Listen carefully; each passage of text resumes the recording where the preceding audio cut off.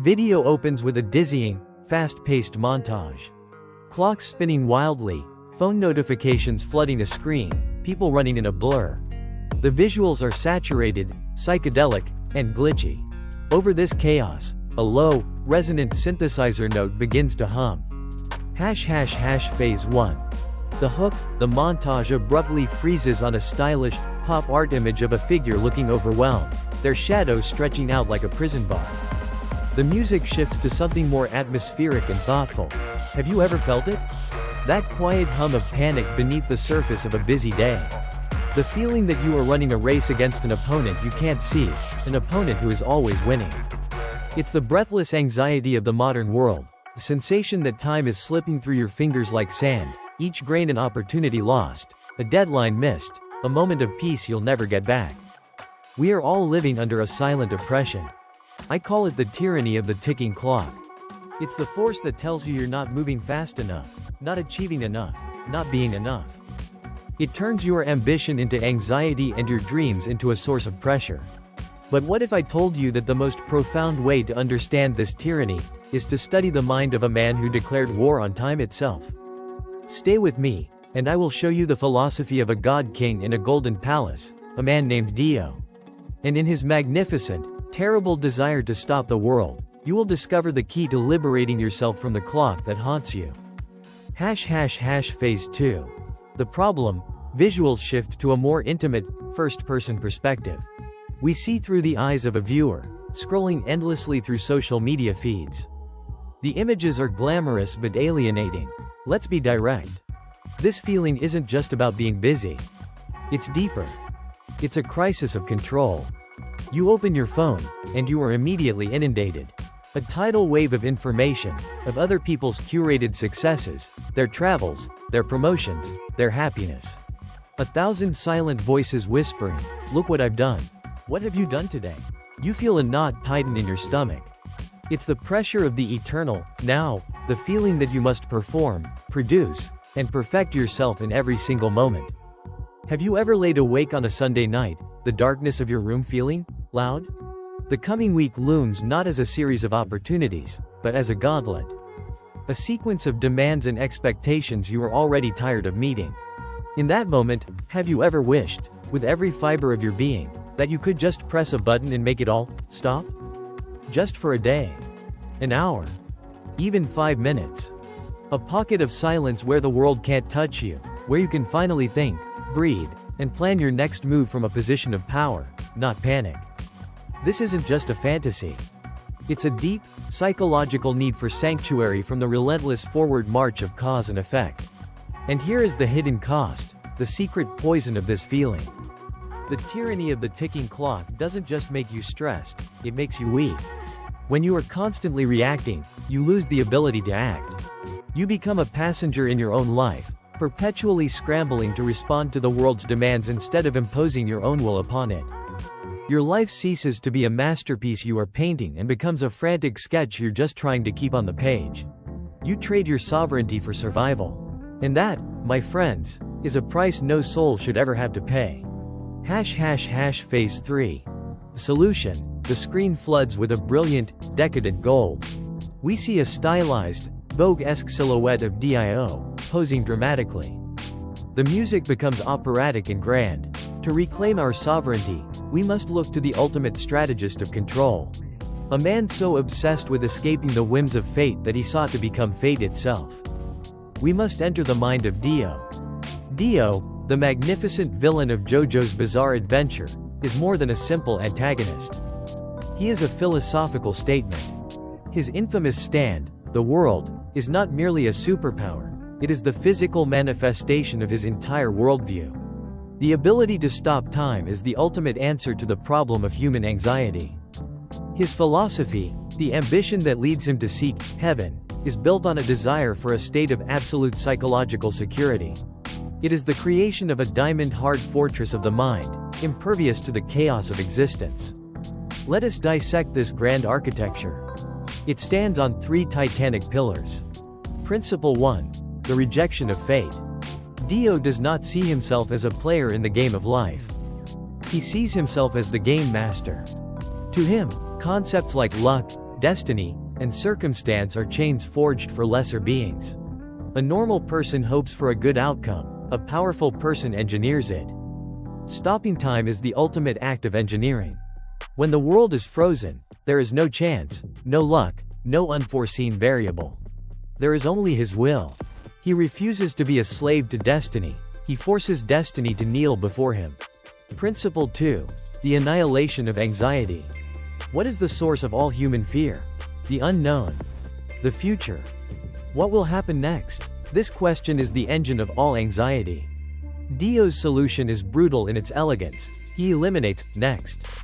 In his 9 seconds of frozen time, the future ceases to exist. There are no surprises. There are no ambushes. There is no one to challenge him, to outwit him, to wound him.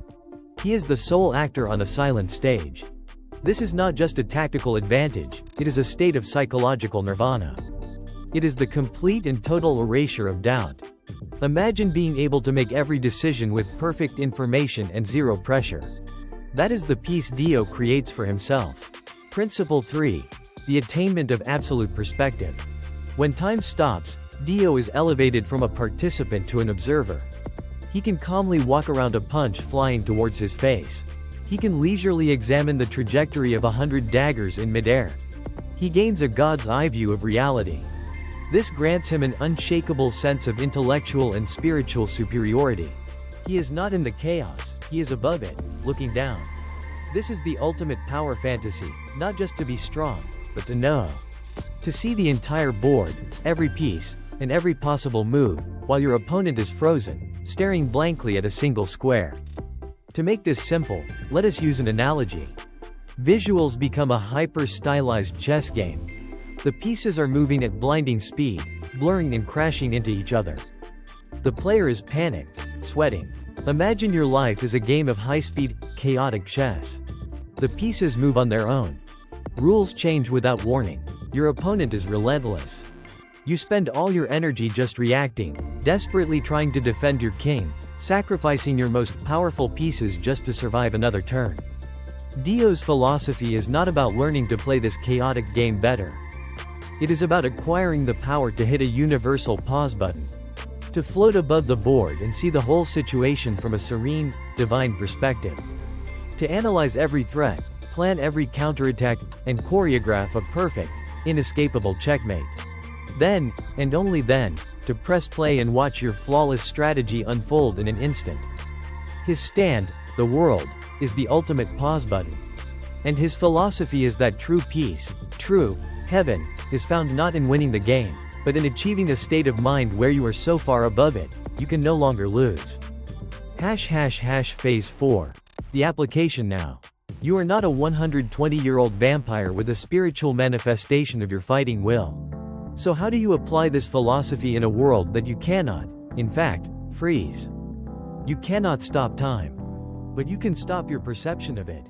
You can create islands of psychological stillness in the raging ocean of your life. You can become the master of your own internal clock. This is not about villainy, this is about strategy. Here is your practical guide to building your own world. Step 1. Practice the Za-Warudo minute. A figure sits in a chaotic office. They close their eyes, and a golden aura envelops them, pushing the chaos away into a muted, gray background. The next time you feel that wave of overwhelm rising, the emails, the deadlines, the demands, do not push through it. Do not grind. Instead, stop. Announce it in your mind, with all the theatricality of Dio himself. Za-Warudo. Stop time. Set a timer for 60 seconds. Close your eyes. Your only task for this minute is to forbid your mind from touching the problem. Do not strategize. Do not worry. Do not plan. Instead, focus entirely on the physical sensation of your breathing. In. Out. You are not solving the problem. You are consciously stopping the frantic, internal monologue about the problem. You are seizing the means of mental production. For 1 minute, you are in a world of your own creation, a world where the chaos cannot reach you. This is your first taste of absolute perspective. Step 2. Architect your personal heaven. Dio's goal was a state of mind he called heaven. It was a clear, defined objective, A world with no fear, ruled by his perfect knowledge. He knew exactly what he was fighting for. Do you? Most people have vague goals. I want to be successful. I want to be happy. This is useless. It is a map with no destination. I want you to take out a journal and architect your personal heaven. Be specific. Be sensory. Write down, with absurd detail, what your ideal state of mind feels like. Don't write what you want to have. Write what you want to be. For example, my heaven is a state of mind where, when I sit down to work, the world disappears. My thoughts are clear like glass, and ideas flow from me effortlessly. I feel a deep, calm power in my chest. I am not rushed. I am not afraid of judgment. I am purely, joyfully creating. When you have a crystal clear vision of your destination, you stop being a victim of the current. You become a navigator. Step 3. Isolate your next knife throw. In his frozen time, Dio could focus on a single, decisive action, like positioning a single knife for a killing blow. He was never distracted. We, on the other hand, are paralyzed by the sheer volume of our tasks. We see the entire tangled mess at once and don't know where to begin. I command you to stop looking at the mess. Isolate your next knife throw. Look at your overwhelming list of problems or tasks. Ask yourself one question. Which one of these actions, if I complete it with total focus, will make all the others easier or irrelevant? It might not be the biggest task. It might not be the most urgent. It is the most strategic. The linchpin. Once you identify it, you must treat it like Dio treats his target. For a set period of time, whether it's 25 minutes or an hour, everything else in the universe ceases to exist. Ignore your phone. Ignore your email. Ignore the other 99 items on your list. Pour all of your will, all of your focus, into that one, single, decisive action. Execute it with the precision of a master assassin. Then, and only then, may you return to the world and choose your next target. Step 4. Prescript your response to fate. Dio is never surprised because he controls the environment. You cannot control the environment. You will be ambushed by rude clients, unexpected bills, and difficult conversations. You cannot control the event, but you can, with godlike power, control your response. Prescript your response to fate. Identify a recurring situation in your life that reliably throws you into chaos and anxiety. Perhaps it's a specific colleague who belittles you in meetings. Perhaps it's a family member who knows exactly how to push your buttons. Do not wait to be ambushed. Prepare for it now. Sit down and write out a script. A simple, powerful, calm response that you will deploy the next time it happens. For example, if the colleague belittles your idea, your pre-scripted response might be to pause, look at them calmly, and say, "Thank you for the feedback. I'll take that into consideration." And then you move on, without engaging, without defending. By doing this, you are not being a robot. You are being a strategist. You are taking the chaotic, emotional energy of the future and neutralizing it in the present. You are building your own psychological armor. You are deciding, in advance, that you will not be a slave to your own reactive emotions. ### Phase 5. The proof. Does this philosophy of absolute control truly work? The proof of its power, and its limitations, is written in the very climax of Dio's story. For the majority of his final battle, Dio is untouchable.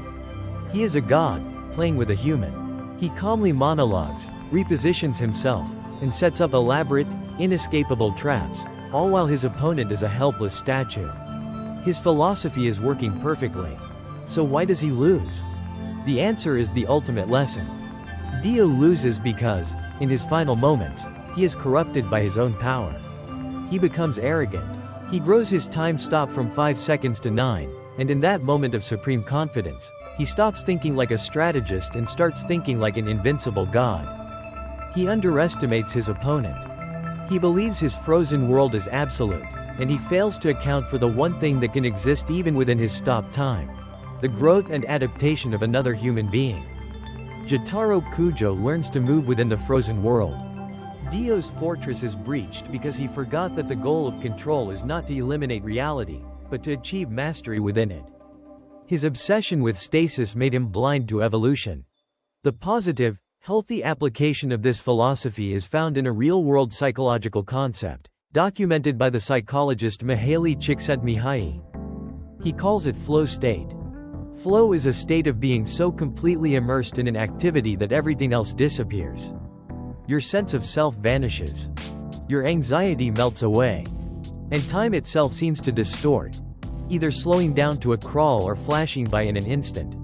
In this state, your performance is at its peak, your creativity is boundless, and you feel a profound sense of control and euphoria. Does that sound familiar? Flow is the real-world equivalent of Dio's stop time. It is a psychological sanctuary you create through intense focus, not through supernatural power. It proves that the human mind, when properly disciplined, can create its own heaven, a space where the tyranny of the ticking clock has no power. The Stoic philosophers of ancient Rome knew this as well. Their core teaching, the dichotomy of control, urges us to separate what we can control from what we cannot. By focusing our will exclusively on our own thoughts and actions, we create an internal citadel of peace, a world that no external chaos can ever truly conquer. The logic is undeniable. By shifting your focus from the overwhelming chaos outside to the disciplined order you can create inside, you move from being a victim of circumstance to a creator of your reality. Phase 6. The call to action. Dio's quest was for a perfect world, a heaven free from fear, doubt, and the unpredictability of fate, all under his absolute, golden rule. He failed because his heaven had no room for anyone but himself. But you can succeed where he failed. You can build a heaven in your own mind, not as a tyrant, but as a sovereign. A place of focus, power, and peace that you can access whenever the world becomes too loud. And so I ask you, for our meditation today, Dio's version of heaven was a world of absolute stillness and control. In the comments below, tell me, what does your personal heaven, your ideal state of mind, feel like? Architect it for us. If you believe that philosophy is a weapon, that psychology is a strategy, and that the stories we love are maps to a more powerful self, then you have found your tribe. Subscribe to Golden Spirit, and ring the bell of illumination to be summoned for our next grand session. And now that you have mastered the philosophy of a man who wished to stop time, perhaps you are prepared to face its perfect opposite. To step into the storm itself. Click here to watch our analysis of the Joker's carnage, the philosophy of ultimate anarchy, and understand the terrifying, liberating power of a man who embraces chaos with open arms. Until next time, stay golden.